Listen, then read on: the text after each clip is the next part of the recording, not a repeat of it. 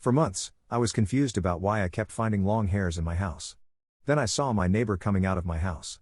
I am a man in my 20s who lives alone on the very top floor of an apartment building. I have had short hair for the last 10 years of my life. The longest hair on my head is maybe an inch long, if that. However, all across my house, I kept finding long hairs on the floor. Long brunette hairs, at least 5 to 6 inches long. Sometimes longer. And they would be everywhere: the bathroom floor, in the shower, in my cupboard, in my kitchen, on old clothes, on the living room floor, on the sofas, etc. I have been single since November and clean often enough that I am certain they are not my ex-girlfriend's hairs. Plus, the color does not match anyway. She had solid black hair, while these were more of a light brunette. Also, finding them in places like the shower, where running water is hitting all the sides 5 or more times a week, made no sense. Anyway, I waved it off as, well, I work with a lot of people and use the gym and bus sometimes, so naturally hairs are going to stick to my clothes. Well, one day this past April, I finished my early morning gym session and got a call saying I did not have to go to work that day. Naturally, I started walking home, all happy that I had the day to myself. I am on the 5th floor, the uppermost floor, of the building, and the apartments are arranged in such a way that there is only one apartment per floor. I started hustling up the stairs and did not use the elevator since I was sweaty from the gym anyway. Just as I turned right to go up the last set of stairs from the 4th floor to the 5th floor, I saw my neighbor's daughter from the 3rd floor coming down the stairs. We locked eyes. We had never spoken before, mostly because we had never had a reason to, but also because, out of respect, I did not want to make her uncomfortable since she is around 19 to 21 years old and I am slightly older. The most interaction we had ever had was me speaking to her mother and father before when bumping into them on the stairs. I gave a confused, hello? At this point, I was thinking that maybe she had gone to knock on my door to ask for something. A cup of sugar maybe, I do not know. I was expecting her to reply with something like, oh hi, do you have any? Nope, she gave a quiet, hey, and brushed right past me. Only then, when the smell of my own shampoo hit me, did I notice her hair was wet. Fresh out of the shower wet. Now, I am not saying she showered in my house or that I have a stalker living in my house while I am at work. She very easily could have just been there to ask for something, and most generic brand shampoos smell the same. But do the pieces not fit together a little too well? Her hair color matched the hairs I would find around my apartment, and like I said before, they were everywhere. In my bed, in my sock drawers, everywhere. And if it is a case of me having a stalker, how did she know I came home early enough to bolt out of the shower in time? Our apartment building does not have cameras. It is an older building from before 2000. And why would she be stalking me? For how long has she been doing this? We have never dated and never even had a proper conversation. I have maybe seen her 20 times in the past 2 years, given that I work and she presumably studies or works too. As all these thoughts were buzzing through my head and I was standing outside my door for a solid 2 minutes grappling with what had just happened, I went to turn the key to my door and it opened without me having to unlock it. And I know for a fact I always double lock my door. It is the type with a lock near waist level and a second, more secure lock with a different key around shoulder level. I dropped my bag, threw off my shoes, and ran to the shower. Yep. It was wet. I had not showered since yesterday morning. I am a confrontational person, not that I go looking for fights, but I will definitely pursue an answer if something is bothering me. So back down the stairs to the 3rd floor I went. I knocked on the door of my apparent stalker and her family. She opened the door, but with the chain still on. I could see half her face from behind the door. Yes? Can I help you? Were you at my door or inside?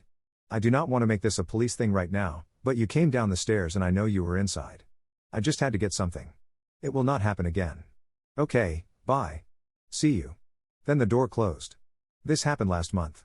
I have been cleaning my house closely every weekend now, and I got the locks changed and put a motion sensor camera above my door. It only films and triggers on the steps coming up to my door so the 4th floor apartment still has their privacy. So far, so good. I do not think she has been inside since. But looking back, I think she had been living in, going into, or whatever, my apartment since January because that is my earliest memory of finding hairs. She never took anything of value like my laptop or the few watches I have. Seemingly, she just showered, ate some of my food, and laid in my bed. I also now always take the elevator and avoid the 3rd floor like the plague. Edit, I am not really worried about my safety because, 1. I am 200 pounds and do a lot of fight training. 2. The new camera has never gone off once since I installed it other than when I trigger it myself while coming home. 3. I told the old retired husband and wife on the 4th floor that I suspected a robber was trying to break into my apartment last month. I did not want to start spreading rumors and gossip, so I kept it vague. I asked them to keep an ear out when I am at work. I feel fine and safe. Just creeped out. Like my personal space had been violated. Edit 2. Someone messaged me privately and told me to check my coats and bags for air tags as a possible explanation for how she knew I was coming home early that day. I do not have a lot of stuff, so I think I would have 100% found it by now given how often I clean, but I will definitely do another sweep of my things. Final update. Hi all.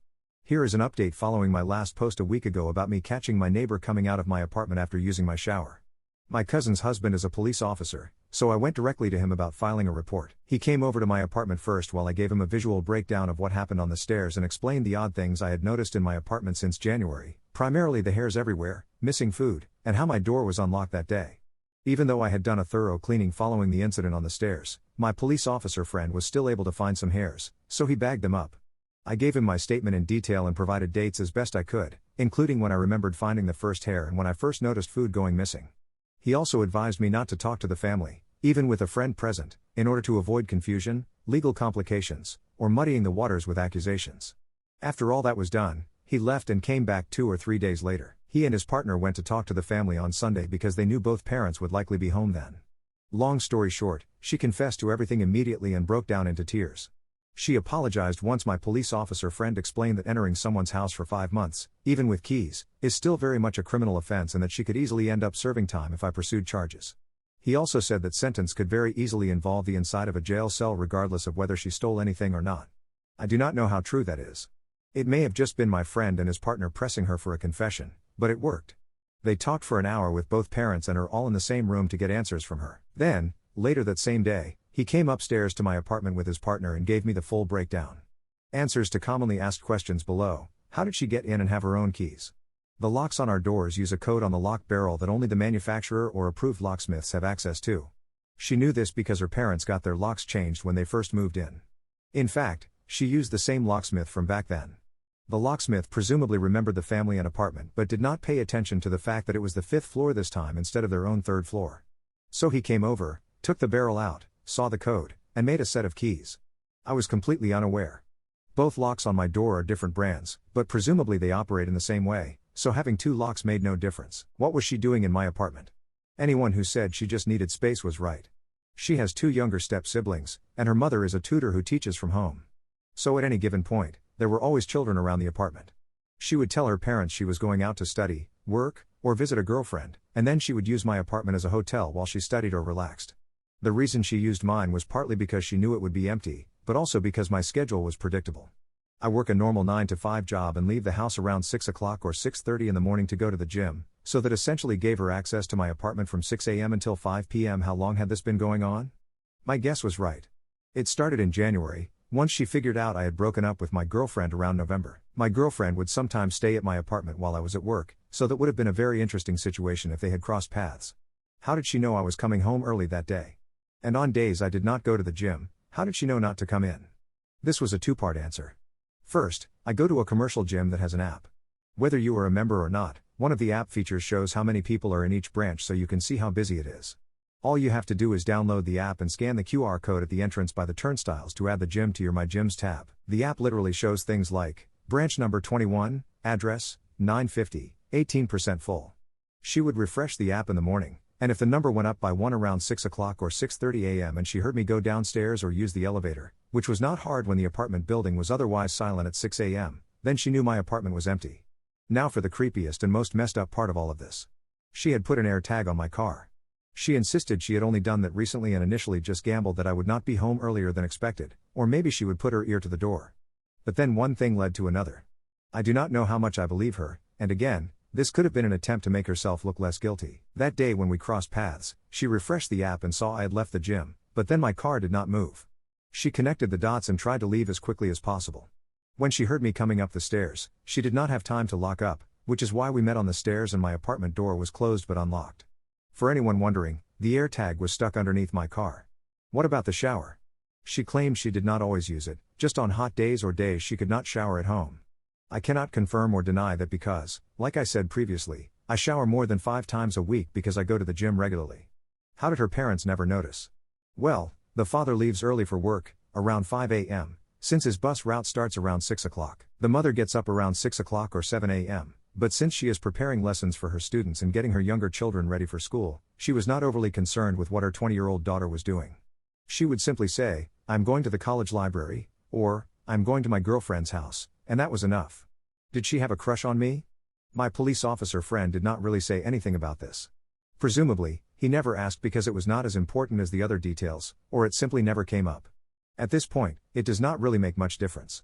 How are things with the family now? Both the mother and father apologized to me. The mother apologized over text, and the father apologized in person at my door. He offered to pay for the camera I installed since his daughter was the direct cause of it, but it was a cheap camera from Amazon, so I told him it was fine. We had a 10 to 15 minute conversation, and he was extremely apologetic. He explained that his daughter had always been extremely quiet and well behaved, so something like this would never have crossed his mind in a million years. He also added that she had never had a boyfriend, at least not that he knew of, and only had a few friends, so her social interaction skills were not exactly top-notch.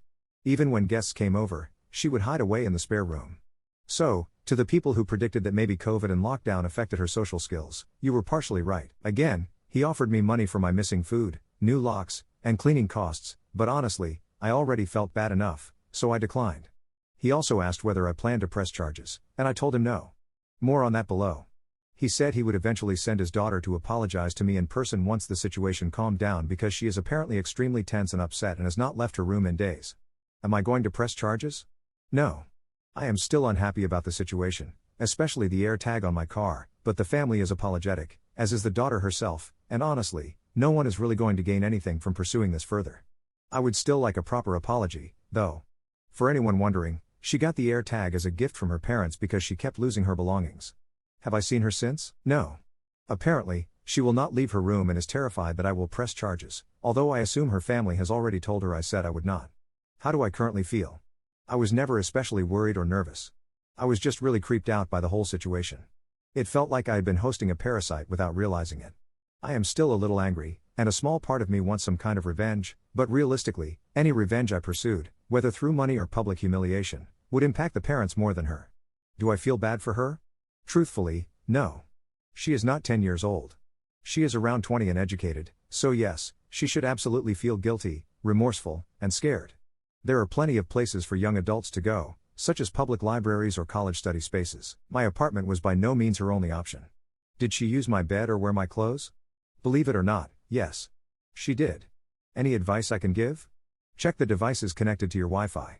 If I had checked mine earlier, I would have noticed her phone and laptop months ago. Obviously, my Wi-Fi modem is inside my apartment, so she simply helped herself to it. Again, it is one of those things most people never think to check. With all my family members visiting and their devices connecting, I probably would not have noticed one extra phone among the existing 10 plus devices, but I absolutely would have noticed an extra laptop. So let that be a lesson to everyone. And yes, I removed her devices from the network and changed my password.